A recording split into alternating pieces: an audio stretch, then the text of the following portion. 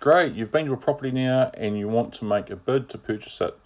So you've checked out the virtual tour, you've seen all the stats, you've been to an open home, you've received all the instructions how to log into the system, and now all you want to do is make a bid. So in this case, we'll scroll to the bottom of a listing and we'll go take action, make a bid now.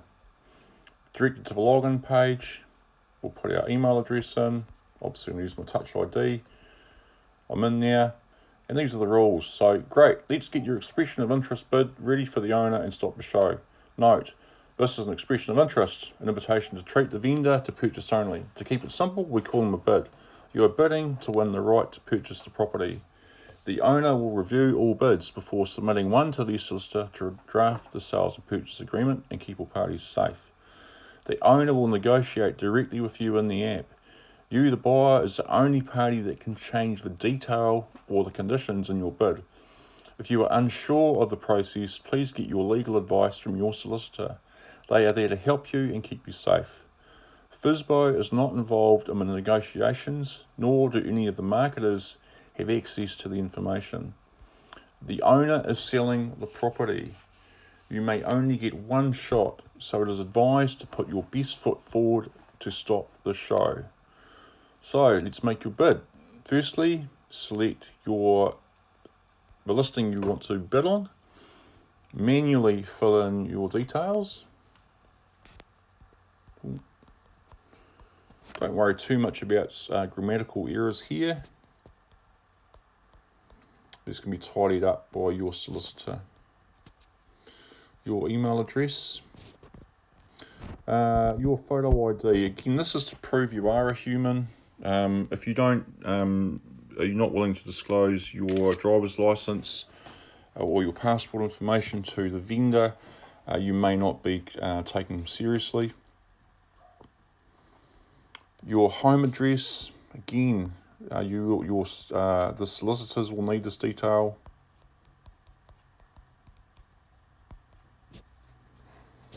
And I'll put city. Okay, if there's a second purchaser, put their name and their photo ID in here. Your solicitor's email addresses must be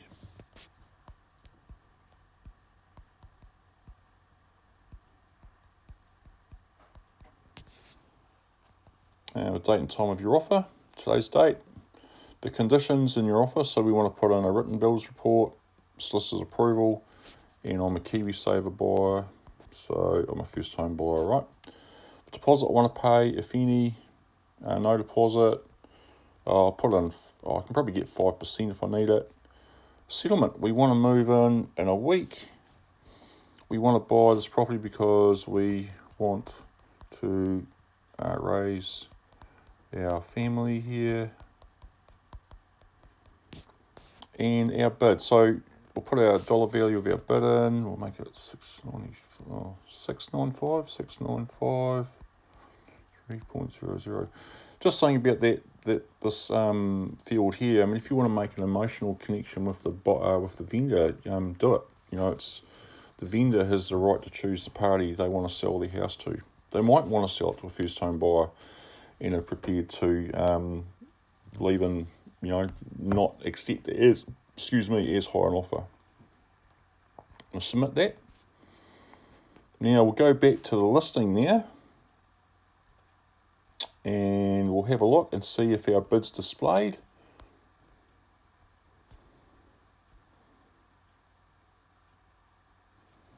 So I can have a look down here and then, there we go. So currently my buy number's displayed and the bid I've just made, $695,000.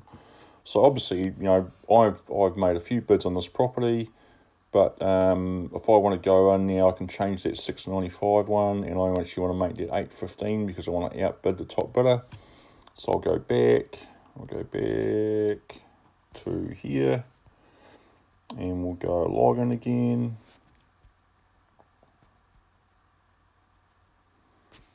We'll just go straight to buyer's info. My bid's made.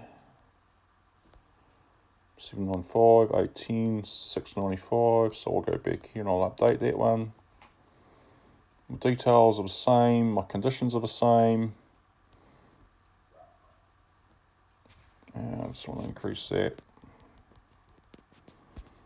815.123.00. I really love this house too. Done. Submit. Great. And we'll just go back to the property. Search. Show the details.